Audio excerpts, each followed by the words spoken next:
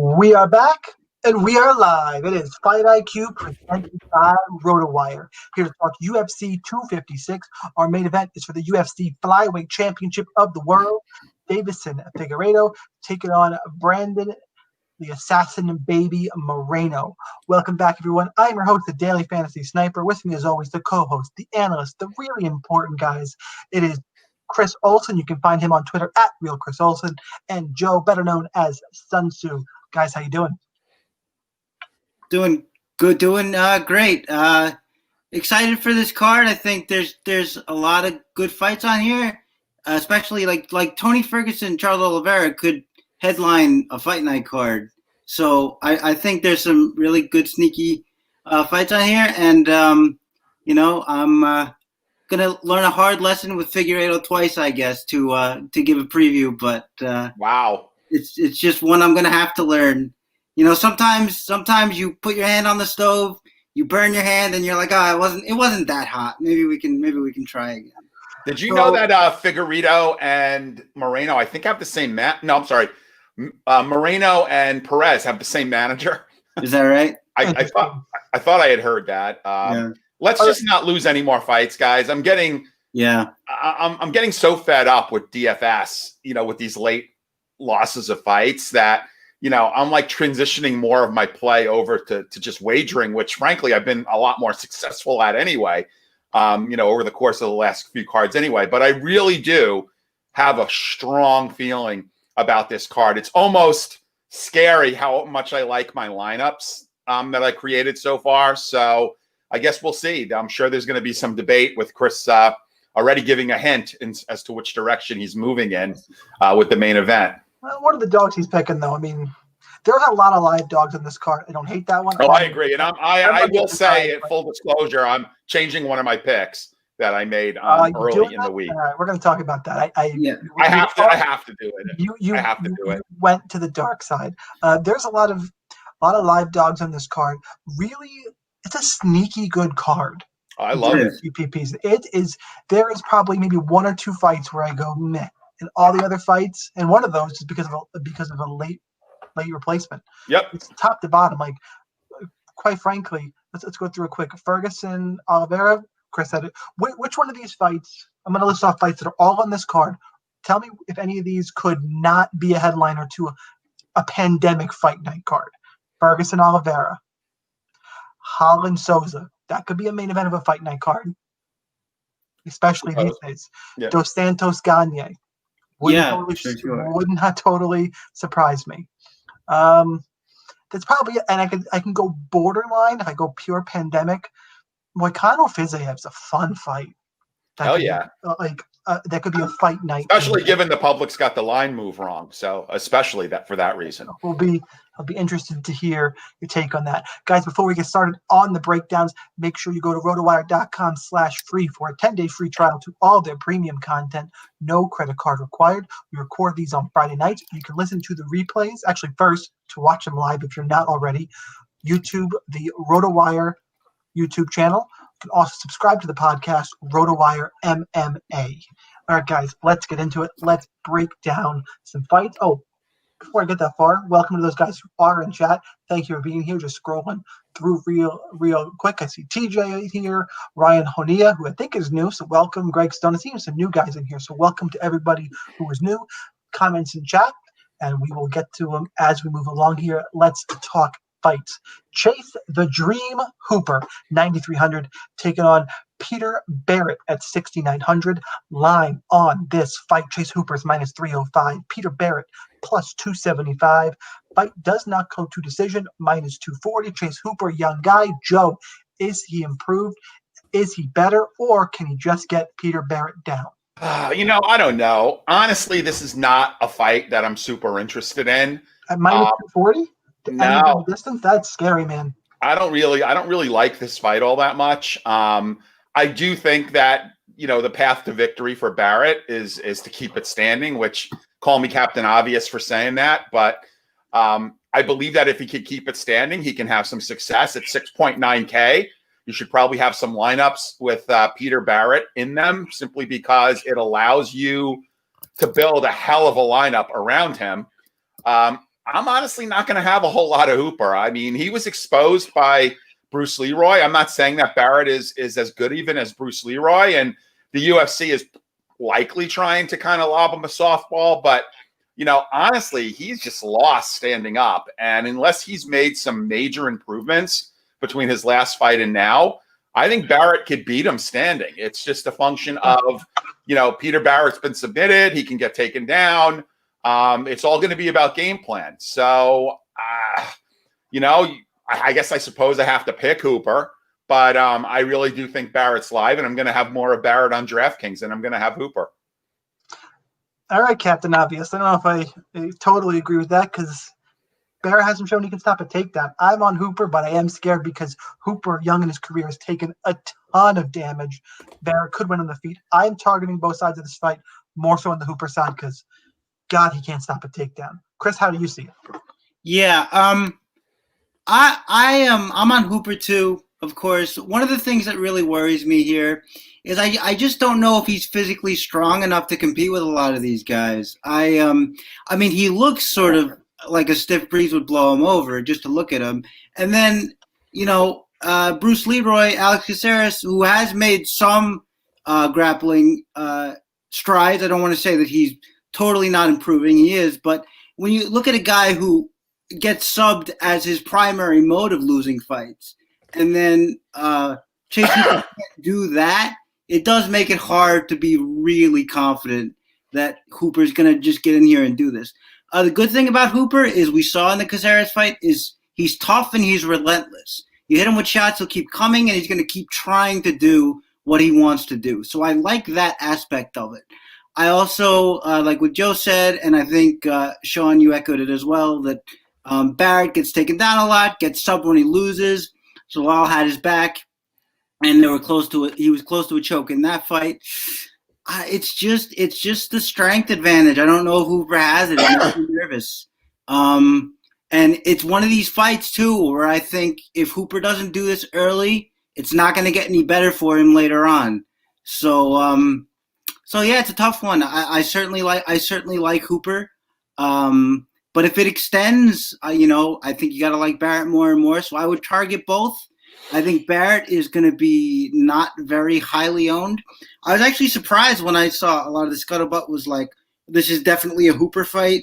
I mean, he should win, but I don't know how to have supreme confidence in him. So I disagree, Chris, a little bit. I think Barrett will be, reasonably owned because there's only 10 fights. That's true. With 10 fights. And again, Hooper is really, really expensive. And I don't know if anybody with a straight face can tell me that like Hooper is even in their top 3 DraftKings favorite plays. Like, I did some rankings for our good friend Brett Apley and in the different price ranges. And I don't think I saw Hooper come up too many times in the top 3. So around him. Yeah. I mean, I just think there's a lot of value around him. So look, I mean, maybe for that reason, Hooper is worth some action because he's maybe not going to be as highly owned as some of the other guys that are, either fighting in a main event or, have proven to be good DraftKings scorers. But, I don't like him in this spot. I mean, prove me wrong. He's fighting a journeyman. He's fighting a journeyman who's not that great. I think he's part of Joe Lozon's camp up in Boston, was on the Contender Series. I think won the fight by decision on the Contender Series. So, his strength is longevity. So let's see what happens. All right, moving out. Tisha, the Tiny Tornado Torres at 8,900, taking on late replacement debutant Sam Hughes at 7,300. Line on this fight: Tisha Torres minus 570. Sam Hughes, the comeback is plus 480. Fight goes to decision. Hey, it's Tisha Torres minus 270 to see the cards. Look, Tiny Tornado is better everywhere, but how well does she score for DraftKings? To me, my quick breakdown is she's going to win.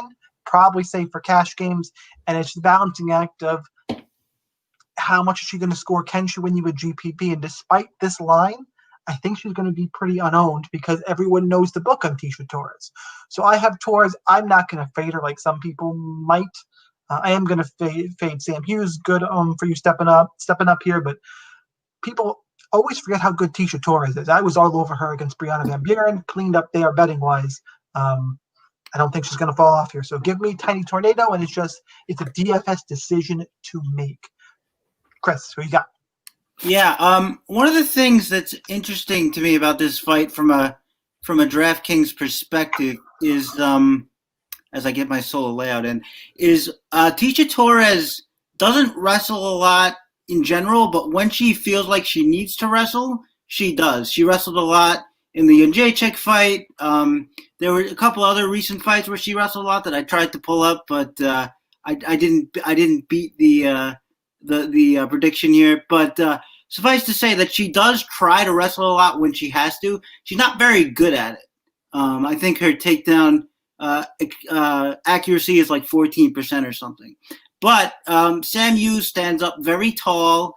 I don't see her stopping a shot. It seems like what she likes to do is look for opportunistic chokes in those exchanges.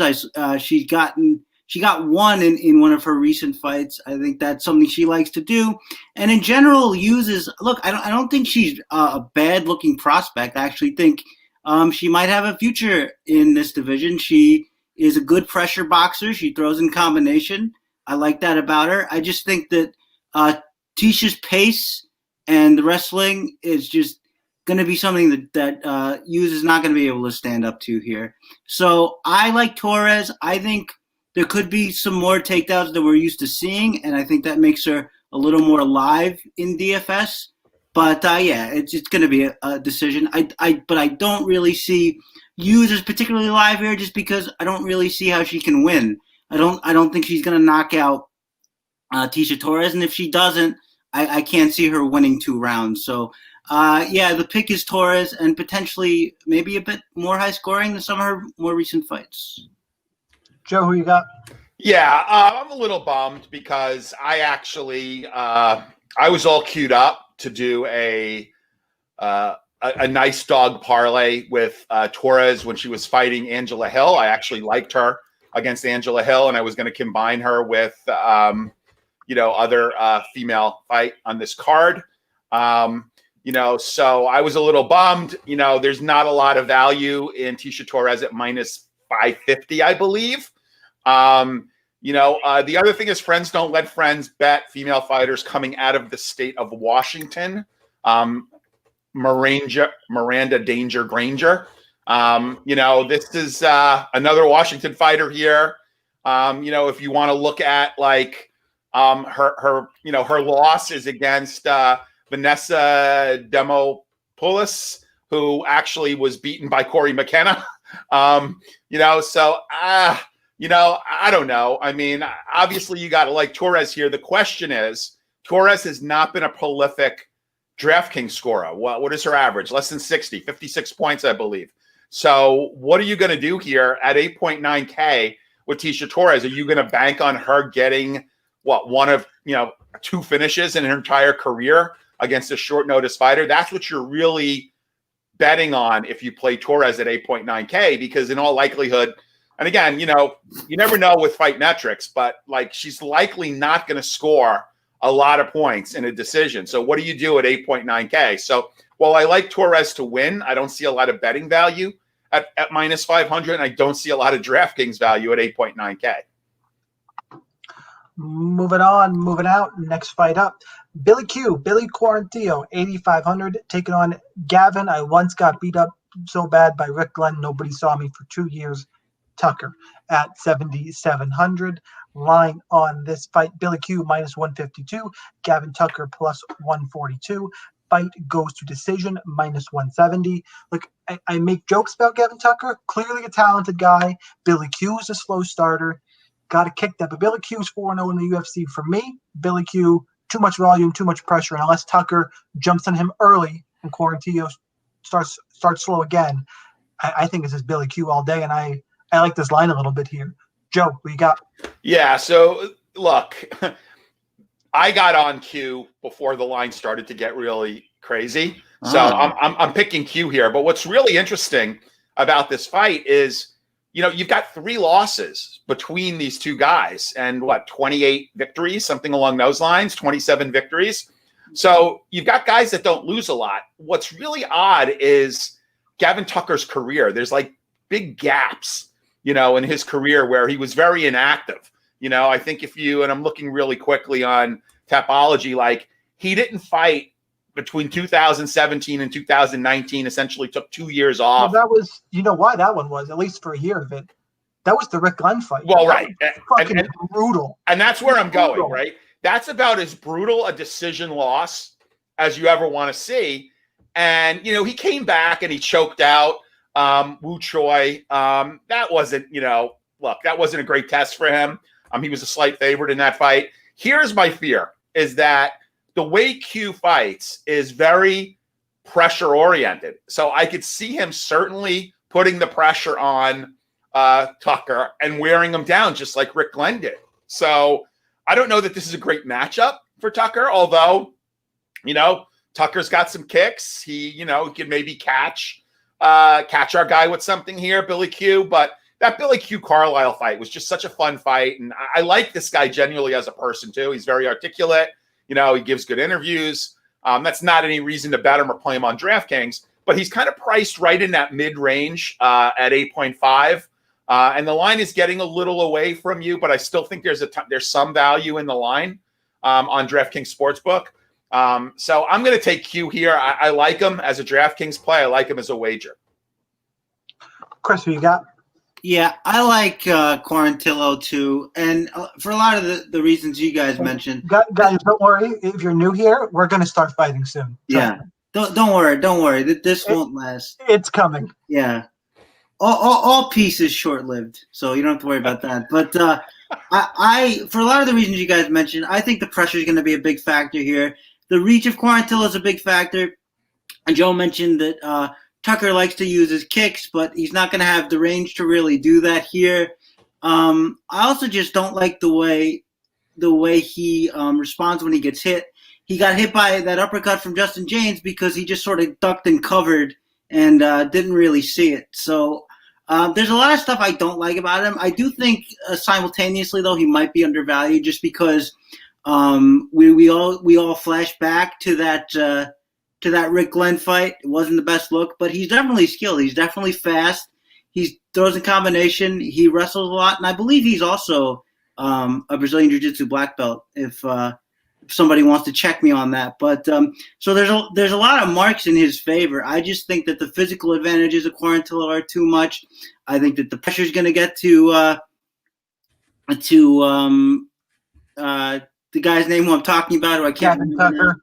Yeah. Tucker. That's right, and I just think it's going to be all credibility when you're going to pick Moreno later.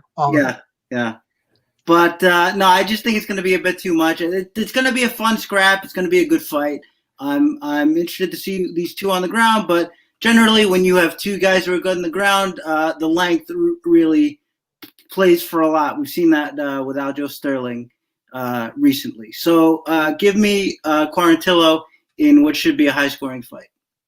Moving out, Rafael Fiziev, 8,400, taking on Renato Moicano at 7,800. Line on this fight, Fiziev minus 145, Moicano is plus 135. Fight does not go to decision, minus 135. All of Moicano's last three fights have been under 1 minute. Twice he's been knocked out. Fiziev hits hard, hasn't got a knockout yet. Moicano, clearly chin issues has shown good striking. Probably time to start leaning on your grappling, son. Who you got in this one, Chris? Yeah, it's interesting, right? Because Fiziev's a guy who had all these kickboxing accolades, and then he goes out and gets absolutely starched in his debut, and so we're not sure what to expect. He has a decent performance in his next fight. Nothing great, but he really shines against Diakaze. Those thundering body kicks from range, the ridiculous defense where he does his matrix thing to avoid kicks, like almost bending his back, all the way down, which was something. He can scramble on the ground. He can wrestle. One of the big questions here for me is going to be, we haven't really seen what his takedown defense looks like. I think Diakaze might have tried one or two. He's not the best shot wrestler. Moicano has been using his wrestling a lot more lately. We're going to really have to see what that looks like. But I think even if he gets him there, I think he's going to have a hard time keeping him there. I think Fiziev can scramble really well. And Yeah, it's going to be a great fight. I do think Moicano is a little bit too hittable for this, especially with a guy who hits as hard and varies his targets like Fiziev, and striking just a little too rudimentary. Although I do like the light kicks, there are certain things about the stand-up game I like.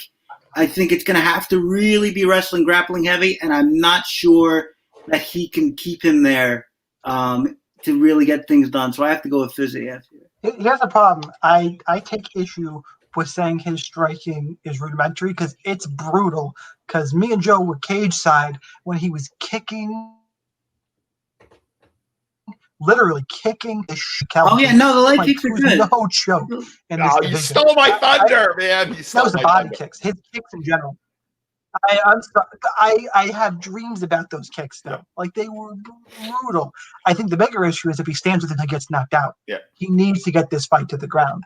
I think he does. I'm taking Moicano for the upset. Joe, who do you have? I love Moicano in this spot. I mean, I don't know if I go that far, by the way. Calvin Kattar is a better striker than Fiziev is. And like you said, he a better boxer. I don't know if he's a better okay, striker or a boxer. Let's not get too technical here. So he's better. He's better. He's got better hands. Let's say that than Fiziev, Calvin Kattar, and Moicano pieced him up. I mean, he obviously pieced up Cub Swanson. Then he loses to Aldo, who's longtime goat in the weight class, longtime goat, and Korean Zombie, which was not a good look. I'll give you that, right? Moicano has fought better competition. He's more well-rounded as a fighter. I don't understand the line move. I thought I thought it was a gift at plus 120. I think it's like Christmas, Hanukkah, and Swanson all wrapped up into one at plus 130. Anything more than that, and you're gonna kind of you're just getting a gift from the gods. So I really like Moicano here. I think it's a great spot for him. Have not been super impressed with Fiziev. I do give, look, he hasn't knocked anyone out yet in the UFC. I think Moicano, if he's smart, he'll grapple. He'll get him to the ground. I think he can submit him. Look at Moicano by submission. Plus 320. Plus 320 is not bad, my friends. I think that's live. I've been 370. I've been pretty hot with props recently. I have not played that one yet, but I do like Moicano in this spot. I will have a few shares of Fiziev. I'm not saying fade the guy. I will have a few shares of him, but I like him in DraftKings. I like Moicano to bet. One of my favorite plays on the slate. Joe is pretty tough not to be impressed by that performance against Diakaze, though. Come on, man. Okay, it's Mark Diakaze. I don't think much of him either. By the way, fight does not go to decision minus 135. I think that's interesting because I think Moicano's chin is pretty. Look, I don't hate that as a hedge. I don't hate that as a hedge. All right, moving out. Daniel Pineda. You told me 6 years ago he's a favorite against Cub Swanson. I'm probably betting my house on Cub Swanson. Now we got a different story. He's 8,300. Cub Swanson is 7,900. Line on this fight: Pineda minus 155. Comeback on Cub Swanson plus 145. Fight doesn't go to decision, minus 155. Got to say both guys, including Cub, looked pretty good on the scales today. I think it's two guys clearly going different directions. Cub Swanson fighting good guys, but does not look good at all in the cage to me. Pineda, on the other hand, looking better than he ever has. Joe, who do you have? Man, I like Pineda a lot in this spot. I mean, I think Cub is coming off of a surgery, I believe knee surgery. Anyway, I mean, he lost a grappling bout to Jake Shields. Okay. Crone Gracie, is his one win, since Crocs were cool. Yes, he's fought great competition. Brian Ortega, Frankie Edgar, the aforementioned Renato Moicano, Sugar Shane Burgos, and then he beats one of the Gracies, who we all know are known for their stand-up. Loses a grappling bout to great Jake Shields. You're right. I think, Pineda would have potentially won $1 million if he didn't have some issues. By the way, for what it's worth, guys. It's red hot. Yeah. Red hot. I love this spot for Pineda. I don't think it's a great spot for Cub. I'm glad he's got some investments because I have to believe that if he loses 6 of 7 fights, even as much as the UFC likes him, he's going to be getting a pink slip here. Yeah, especially with Dana White, they've cut people. Romero gone. They're going to cut more people. Yep. It was interesting here. If Pineda gets this fight to the ground, we always hear Swanson the black belt. His black belt. Some of the black belt, he's been subbed a lot. Dude, his judo is better than his jiu-jitsu. That's what people don't really look at. Like his judo is much better than his jiu-jitsu. So I'm taking Pineda as well, and I can't bet on this version of Cub Swanson. It's hard for me to put anything down on him. Chris, who you got? Yeah, I'm taking Cub. I'm not 100% in love with it, but I just, I think sell me on it. I'm gonna try. Yeah, I really gave a good pitch at the beginning, but I'm working into it. But look, I think that you can say Kron Gracie not a striker. That's whatever. But just the way he looked on the feet in that fight was really good to me. He was taking. Most guys look great shadow boxing. Well, no, but look, he was mobile in there. He was. I love that one, but that was too easy. Sorry. Look, he was mobile in there. He was taking angles, and you want to talk about his competition. You can make a heavy argument that he won that Shane Burgos fight. So I mean, when you look at everything he's done, he's still otherworldly tough. I mean, yes, Moicano hit him with a shot that dropped him, and eventually he got finished. That happens, and if you look at the times he's been subbed, it generally happens when he's hurt, like Moicano, when he's tired or beat up, like what was it, the first Edgar fight, or like by surprise, like Ortega did. And by the way, Ortega subbing you, I don't think should get you marked down on anybody's off list there. But I just think that Pineda's a little too hittable in open space. Herbert was really cracking him when he would throw naked kicks. I think that Cub Swanson could do kind of the same thing. And look, I think that Cub can at least survive on the ground. I don't think that – look, I would be really shocked if Pineda could just take him down and blow him out there. I just don't see that happening. So, Pineda can knock him out, or what I think is going to happen is that we could get a little replay of the Duho Choi fight where Cub just takes him into the deeper waters here, where you throw everything you have at him and he keeps coming. I just wanted to note one thing, that when I was researching, not researching, but looking at Pineda, it's either 24 or 26 wins. He's never won by decision. They're all finishes, yes, which is incredible to me. So I don't have anything to add with that. I just thought it was really cool and I wanted to share it. So what is the doesn't go to decision prop? Fight does not. I said at the beginning. I believe it was minus. Let's pull it up. Minus 155. That's not bad. Yeah, it's not bad at all. No. Cub gets in all these wars. Yeah. They go to. Yeah. All right, moving on. Moving out. Next fight up: Cyril Gane, 9,200, taking on the Ghost. Please retire, Junior Dos Santos at 7,000. No. Line on this fight: Gane minus 380, JDS plus 340. Fight does not go to decision, minus 180. Look, Gane, new school, can grapple, hits hard. JDS, probably better technically striking, can't stay conscious to save his life.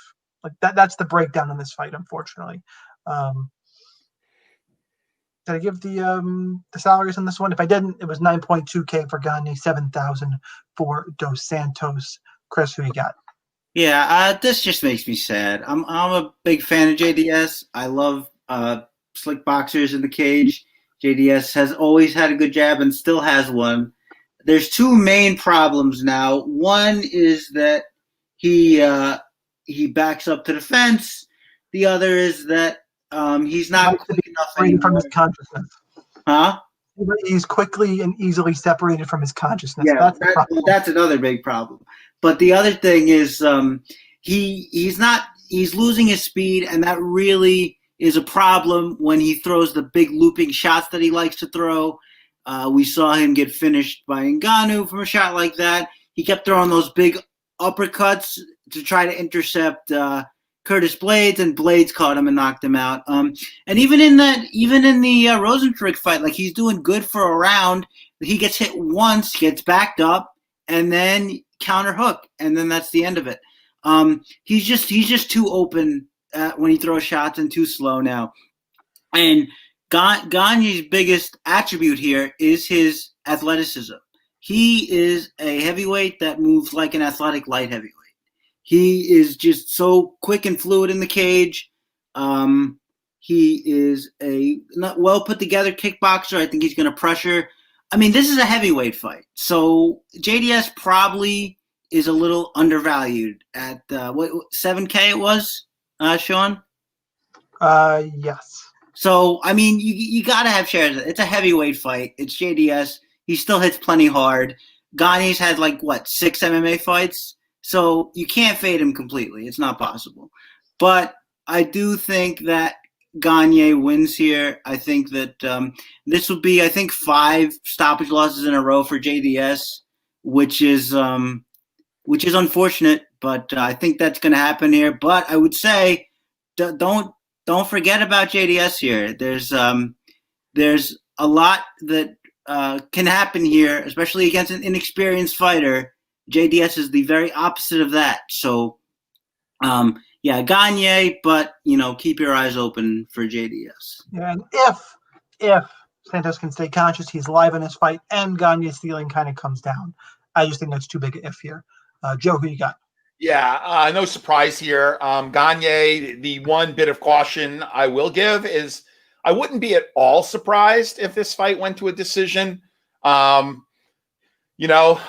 Junior does a little rope-a-dope. I do like Gane here. I'm not sure how great a DK play he is.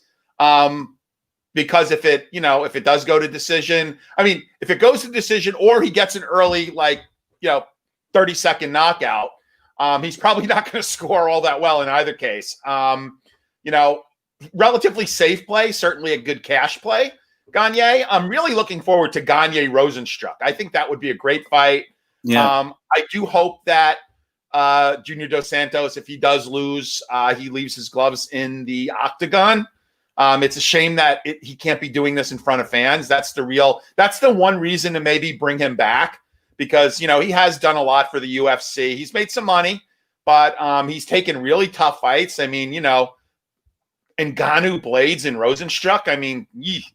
That's a murderer's row right there. So the only reason I wouldn't want to see him retire is because he can't do it in front of fans. I'd like to get this COVID thing over with, have a card in Brazil, and then have him drop his gloves in the ring in Brazil. Maybe he comes back, he does like an old timers fight. Give me Gane. Moving out. Kevin Holland, 8,200, taking on Jacare Souza at 1,000 line on this fight. It is flipped. Ronaldo Souza now the favorite, -110. Kevin Holland +100. Fight does not go to decision, -150. Jacare Souza on the wrong side of 41 these days. Kevin Holland, we've seen how athletic he is, explosive. It was supposed to be him and Jack Hermanson last week. It's supposed to be Vettori and Souza. Flip him around here. I'm not in love with this fight for DK. I'm just not. I think Kevin Holland's going to play with him. Jacare Souza can't get takedowns anymore, which if he can't do that, he's just loading up on his right hand. I have Holland in this fight. I know, Joe, this is the one he's flip-flopping on me. So 1/2 the dark side. I'm picking Holland, but I don't love this fight for DK. I think there's some value in the fight goes to decision prop at +120 here. Joe? Yeah, I know who you have now. Who you got? I'm going to, look, I apologize for those who, if anybody made a play based on my early in the week selections, hopefully not. I got sucked in a little bit by the recency bias. I did then realize that Jacare, went to an ugly split decision against the current light heavyweight champion. This fight is back down at 185. I will be honest, I've been running around all day. I have not seen how either one of these guys looks at weigh-ins. Holland usually looks pretty good at weigh-ins. I don't know how Jacare looked, but I think Jacare by sub is probably a gift. I heard the line. I think it was over 2-1. Is that right, Shaun? Jacare. I think it's 260, 250. Oh my God. Yeah, Jacare by sub 185 against the guy that's very flawed on the ground. Souza inside the distance period is plus 180. Yeah. Souza by submission plus 250. Yeah. So I don't know how you don't take a stab at that. I mean, like whatever your limits are, $10, $20, $100, whatever. Like Jacare by sub against a guy like Kevin Holland, if he gets it to the ground and Holland can't get up right away, I really think it could end quickly. This is why I'm changing my pick to Jacare here. Like I said, I got sucked in. Kevin Holland is like Mr. Pandemic, LV Annex, fights, and he has looked really good. Don't get me wrong, and that's what kind of got him this spot. But I really don't think this is a great spot for him. Is there some risk? Sure, Jacare is 41, but like if Jacare can't handle Kevin Holland, he should be cut. Honestly, at 180, especially at 185. So give me Jacare. I've seen some of his training films. He's looks pretty good. Didn't see him on the scales today. Hopefully it wasn't that bad a cut. If anybody has any color on how Jacare looked, feel free to put it in chat. But I will take Jacare here. Chris, who you got? Yeah, I'm taking Holland, and I think it's funny that you look at the props. I think you might even play this two ways because I think Holland by KO is something like 450, 440. So you could do either one of that. I actually do think this fight's going to finish because I think that it's funny. You guys talk. By the way, Holland by TKOs or KO 260. Oh, 260. That's Not it. that good. Not that good. I thought it was a little better than that. Maybe it came down. But I what was I saying? It was 530 like 3 days ago. Yeah. I thought I saw it that big, but wow, so really bet down. But as you guys were saying, I think Shaun mentioned it. Jacare hasn't gotten a takedown since the Gastelum fight. He hasn't got a sub since Tim Boetsch in 2017. And Kevin Holland's a black belt. Travis Lutter black belt, who, as we all know, I'm gonna pause you right there. This fight's the ground. He's in a lot of trouble. There are limits to black belts. To be clear, I don't think that means he's gonna like sub Jacare or something. I just think it means he can survive on the ground if it gets there. Look, I disagree. I don't think. Well, I'm picking Holland. I just don't agree with you. Well, okay, but Jacare had Kevin Gastelum in mount in the middle of the cage in the first round. He didn't sub him there. So I think saying that another black belt could survive against him, I don't think is that crazy. But anyway, we'll see. One thing I saw that was kind of eye-opening for me in the Jack Hermansson fight was there was an exchange in the first round.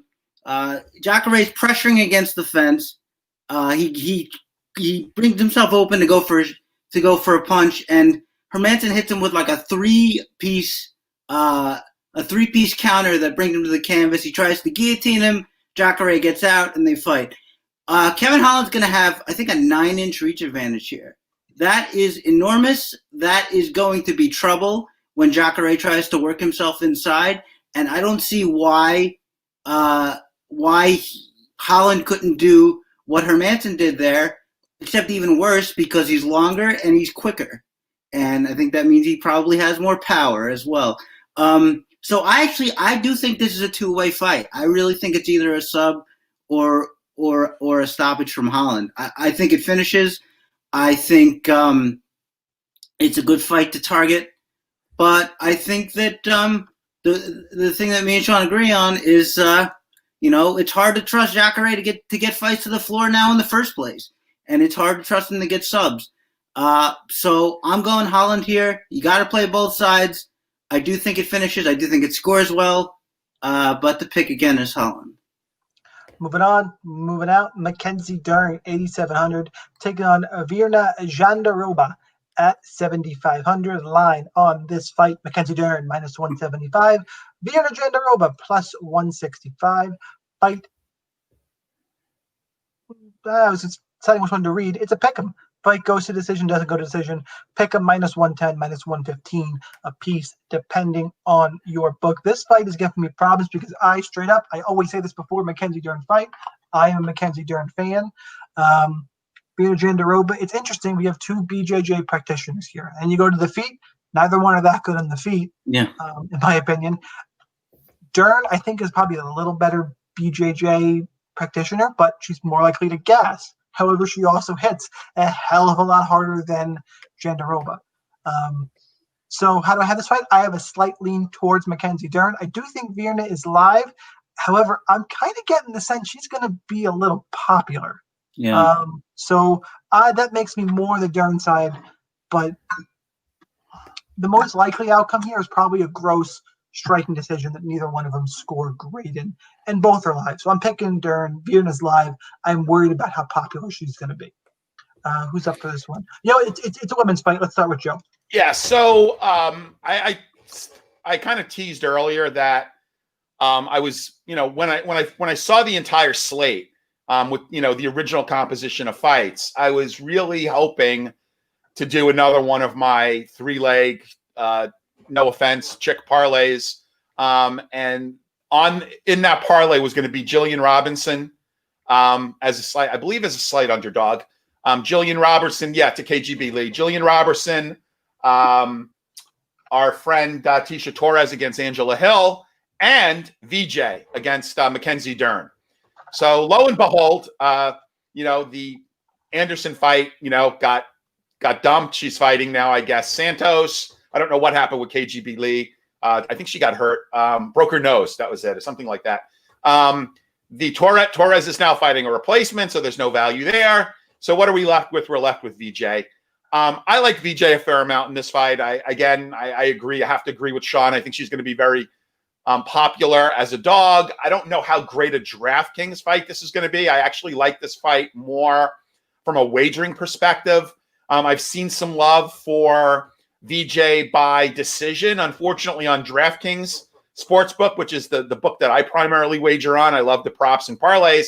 There's not that big a spread between decision and winning the fight. So I haven't yet caught that extra juice, but I do think it's a likely outcome, either Dern or VJ by decision. I think, VJ is a better all-around mixed martial artist here.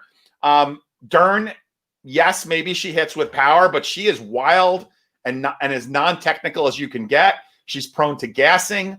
VJ has got a wrestling advantage. I say the grappling pretty much neutralizes each other out. As high as a black belt as Dern is, VJ is not that far beneath her. I'd be very surprised if either one of these ladies got subbed. I would honestly be fairly surprised if Dern caught VJ with something and knocked her out. Dern has been blessed by fighting, having her opponents have just awful fight IQ. Look at Randa Marcos. I'll never forget her. Oh, I'm never going to go to the ground with, I'm never going to go to the ground. Yeah. Thank you, Narco Cop. I know FanDuel. I don't know why FanDuel has this number so much better than DraftKings. Plus 270 is, I think, a pretty good play. Just back yourself up in case something weird happens and, put a straight bet on VJ. But I like VJ here. Again, I think she's going to be popular on DraftKings because of her salary. But I do believe that this is a better fight to bet than to play on DraftKings. So give me VJ. Chris? Yeah, that's probably true. This is a tough one for me because it's funny. I always look to fade Mackenzie Dern when she's facing strikers because she doesn't have wrestling and she always wins. And now she's facing somebody who can't strike either. And I'm still picking against her, mainly because my girl's going to cost you both money. I want to bet on her now, just to prove a point. Okay. I'm sure it will, just because I'm cursed to never Dern is one of those fighters where I'm always going to pick against her, and she's always going to win. That's the lot that I have with her, and I've accepted it, and I'm a piece. A lot in life, but that's it. But yeah, I agree with Joe about the wrestling advantage. I also think that look, we've seen good BJJ players play on top against Dern, and she hasn't looked all that great. Hibas, she wasn't really able to do a lot against her. Ashley Yoder, she wasn't really able to do a lot against her. So I think that in bottom position, knock down Ashley Yoder and then submit her. No, I'm thinking of Cooper. I'm thinking of Amanda Bobby Cooper. Yeah, that was. And by the way, never disrespect my girl like that again. Amanda Bobby Cooper. Yeah, ride or die. You know what it is. Does she have an OnlyFans yet? I don't know, but it's coming. Yeah, but so yeah, I think that like the striking is like it's going to be Tasmanian Devil and whoever connects first. I mean, neither one of these ladies are good strikers. But yeah, I think that the top position in the wrestling is going to be Verna, and I think Verna's too skilled to like give up a leg or get caught up in X guard or something like that. Like this isn't the fighters that Dern has been fighting and subbing have been pretty low level, with the exception of Randa Marcos, who just decided to dive into her guard in one of the most inexplicable things I've ever seen. But aside from that, I do think it's a good point about maybe this fight doesn't score well, but the other side of that is it could look like what was it? Gerald Mearshart and Eric Spicely. You get two high-level black belts in there. Maybe they flip around in the cage and do a lot of crazy, fun shit that results in a lot of points. But I do think that I can see the decision angle. I can see them canceling each other out. But my pick is Verna. All right, moving out. Co-main event time.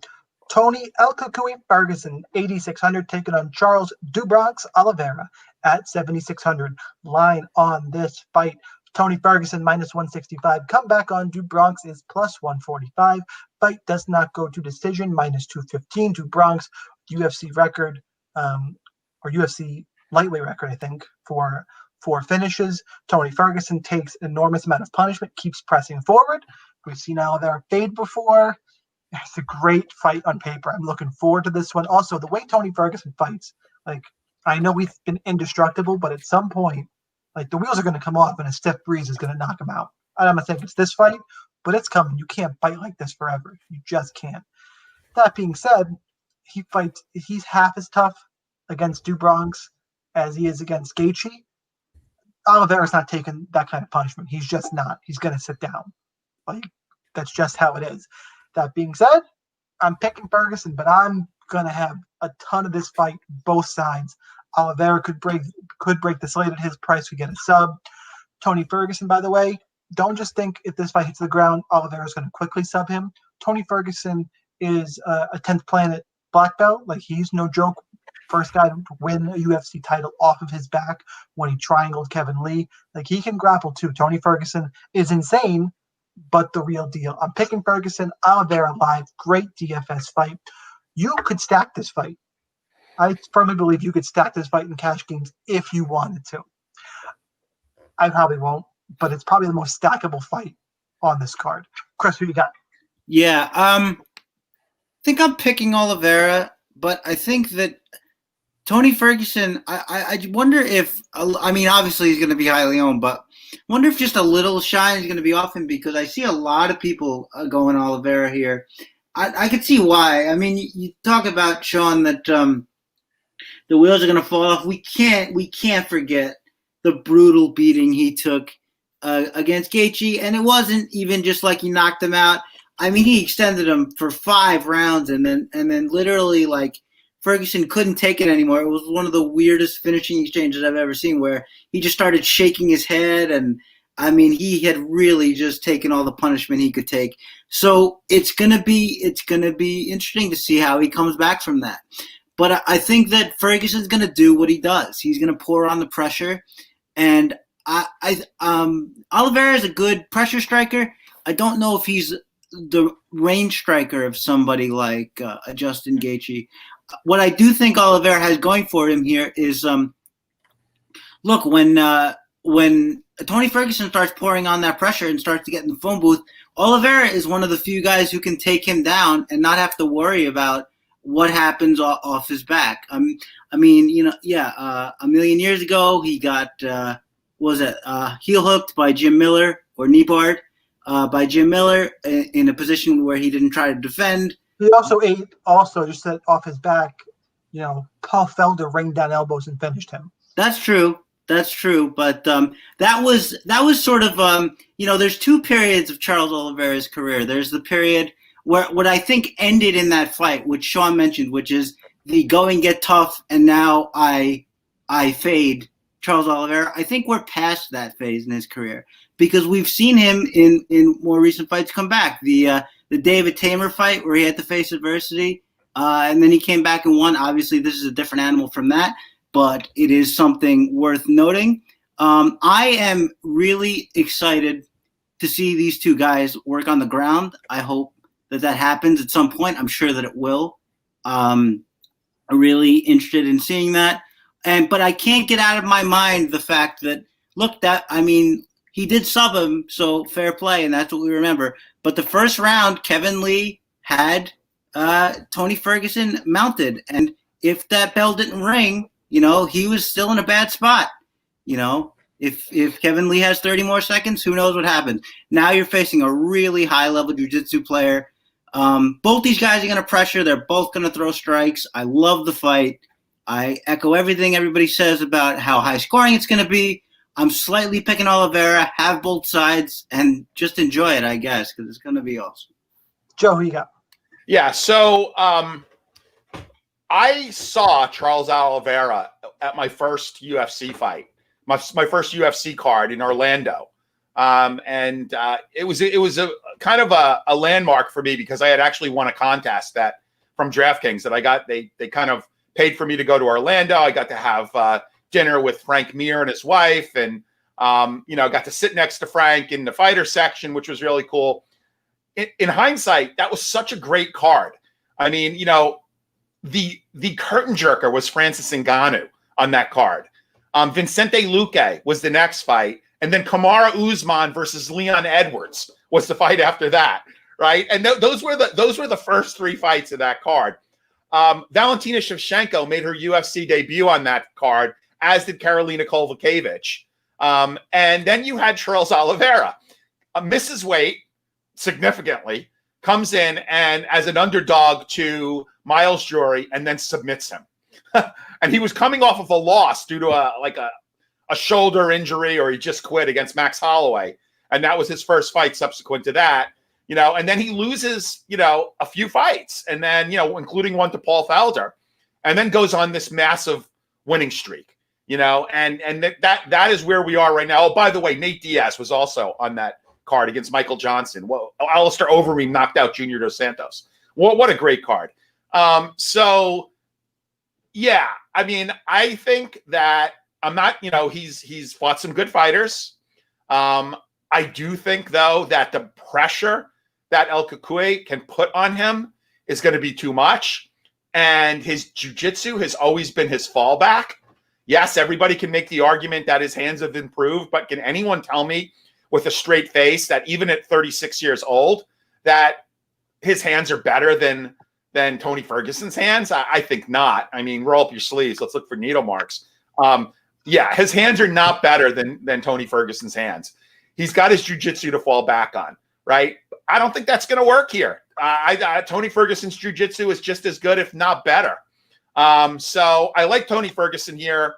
Again, 7 months since that hellacious beating by Justin Gaethje, where because of the lack of fans in the audience, you could actually hear the shots. Like, I don't think I've ever seen anyone take as many shots as Gaethje landed on Ferguson. I just don't see Oliveira fighting that kind of fight and catching Tony the same way. So I like Ferguson here. I like him a fair amount. I'm not saying it's impossible for Oliveira to win. I'll have a few shares of him, but I really do think that this is Tony Ferguson's fight. Main event time, guys. We are here. Davison Figueiredo, 9,000, taking on Brandon Moreno at 7,200. Line on this fight. Figueiredo minus 305. Moreno is plus 275 on the comeback. Fight doesn't go to decision, minus 225. Before I get on Chris, I have to say, I understand what he's saying is if you picked Alex Perez, there's the same reason to pick Brandon Moreno here. Absolutely. If the fight gets extended, Figueiredo is going to fade. But I think I learned my lesson. I did pick Figueiredo last time, or Perez. I was kind of leaning away from Figueiredo. Just the wrestling, I thought he could extend him. Dude, there's something different about the way Deiveson Figueiredo hits guys at flyweight. There just is. And he's got, great submissions. We've seen Moreno be a really good scrambler before. I'm picking Figueiredo. I think he gets a finish again, but I'm not all the way just, I'm not letting recency bias completely kill me. Moreno is definitely live in this fight. The path is it being extended. And then Figueiredo slows down. We've seen the pace of Moreno. Maybe he gets it done that way. What I think is interesting is that even in a Moreno win at his price, I don't think he's a lock for the optimal, because I think the most likely path to victory for him is a decision, and that scores even at 5 rounds. They say he scores, he could score 85, 90 points. That's a really good score and could be on the optimal. There's a lot of 100-point upside on this card. There's a lot of finishing fights. Like you got Peter Barrett who could finish Chase Hooper. You got Moicano who could finish Fiziev. You got, you got heavyweights in JDS. You have Charles Oliveira. Like, are you telling me for sure that Moreno in decision is going to get enough points here? I'm not sold. And overall, I think Figueiredo is going to get a finish anyway. So for me, give me Figueiredo to win. I love both these guys fought 3 weeks ago. This is a lot of fun. We'll see what happens. Who's up for this fight? I believe it is Joe. Start us off for the main event. Yeah, so I'll take Figueiredo here. Look, I like what McLovin has accomplished. I'm the assassin baby, Moreno. It concerns me a little bit, the 21-day turn, but my understanding is that he stayed at the PI and did not go home.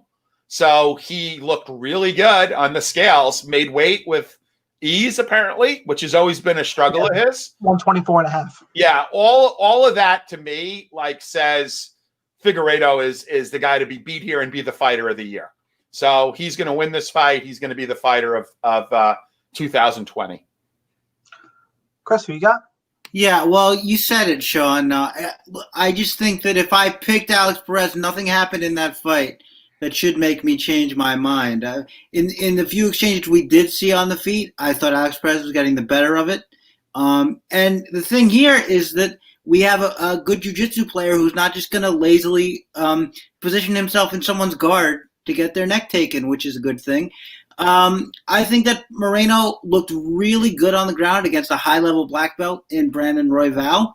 Took his back, had him in a really bad position in that first round, and another bad one even right before the arm came out of the socket. He was still sort of halfway on his back, sort of in like a 3/4 position. But all that is to say that I think Moreno is probably the better jiu-jitsu player here. We can't ignore the fact that Figueiredo is probably stronger. That matters when you're close in jiu-jitsu. The stronger person is going to have an advantage as long as the skill level is close. So that's something. But a lot of the same things I liked in Perez on the feet, I like in Moreno. I will say that his boxing is not as sharp as Alex Perez's, but what I like about him is that he's not afraid to exchange with people in the pocket, so he's not just going to wilt when Figueiredo applies pressure to him, which is something that I like. He's also never been finished, Brandon Moreno, which is something to keep in mind here, and I think a feather in his cap. I just think that look, the upshot of Figueiredo being as strong as he is and as powerful as he is, he's also very foot slow and very stationary in the cage. Moreno is not. He's going to be able to bounce around him. He's got an improving jab. He can counter a little bit. I like everything he brings. I know that Figueiredo can knock him out, but the fact that I think Moreno is going to have the jiu-jitsu edge, I think is significant here. I think it could play the difference. It's going to mean that Moreno is going to be able to use his wrestling without much fear of what's going to happen to him on the ground. He has been in bad positions in fights before. We can't forget that. Jussier Formiga had him in a couple bad spots. He got out of them. But overall, I still trust him. So as I said, I'm gonna put my hand over the flame one more time and see what I get here. So I'm taking Moreno. All right, guys, it is time for hot takes. If you're new to the show, give us a hot take in chat. I will read one out, something unexpected. Joe usually pulls out. A wager doesn't have to be a wager, but something unexpected that you think will happen at UFC 256. Anyone got one locked? I got one. I got one. Fire away. Let's go. So, I stated in the beginning of the broadcast that, my parlays and my wagering has kept me from, calling it quits for 2020 because DFS has not been great. It's been okay. I mean, I haven't gotten completely destroyed, but I just have not been, it's been a real grind. And I work-wise, it's been really tough to do the level of preparation that I need to do for DFS, which is honestly a lot more than making wagers. So I've been putting a lot of time into wagers. Here is a parlay that I like. Past performance is no precursor of future performance here. I'm going to come out and say that. When I put this in, it paid 18.78 to 1. I'm firing this up right now. It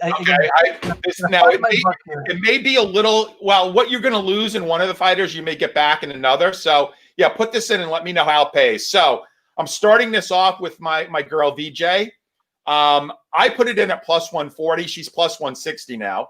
So I don't want to do this, but I'm going to do it just for you. Yeah, you actually got better. You got better odds now. I followed that up with Moicano at plus 120, who's plus 130 now.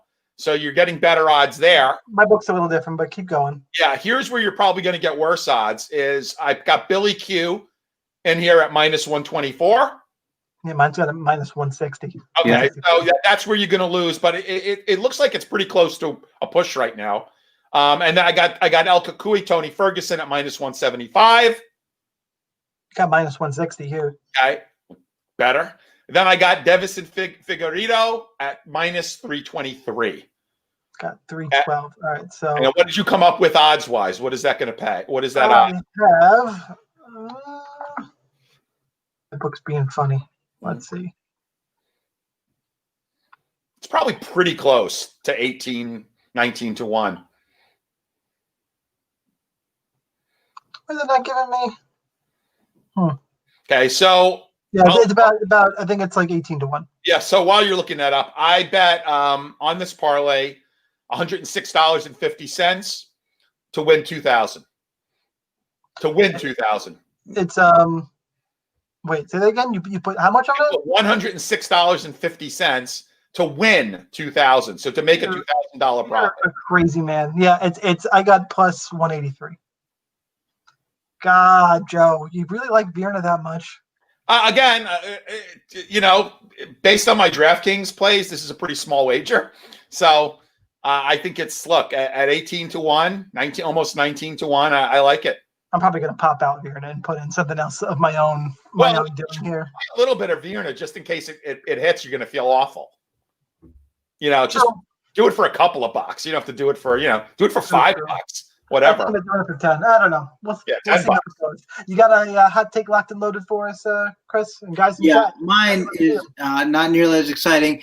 I'm a little upset because now it's way lower than it was when I saw it. But either way, we're still going to go with Kevin Holland knocking out Jacare. So I think that's a hot take. I like it. Yeah. I like it. I am going to go. Let me count them up here. I'm going to go to my good old reliable here because I remember it being a lot. All right. All right. You ready? 9 of our 10 fights are going to end inside the distance. Wow. And I think the only one that doesn't, VJ, really couldn't, is I think it's Torres Hughes. Really? I actually, now this is just personal, but you want me to give a hot take not related to that? Go ahead. I think Dern is going to knock out Jandiroba. Wow, that's a hot take. I'm actually thinking about placing that bet just because it's one of those two BJJ practitioners and just Dern swings freaking wild. It could happen. I'm not going to say it can't happen, but so, I like Nans, by the way. Tisha's first finish since rear naked choking Lima. Yeah, she absolutely could happen. The 9 of 10 could be maybe a different fight. So my official hot take is going to be 9 of 10 fights end inside the distance. What's the price on that Dern by knockout? Dern by knockout is, let me pull up exactly what it is right now. Plus 250. Plus 650. Oh, 650. There you go. That's not bad. I might have to hedge and take a little play on that as a hedge. Yeah, I like it. All right. The second one was way hotter. None says Billy Q round 3 plus 1400. That is that's Narco Cop. That's Mike from Chicago. Pretty spicy, and I got to tell you, that's how Billy Q fights, man. That is a Billy Q prop.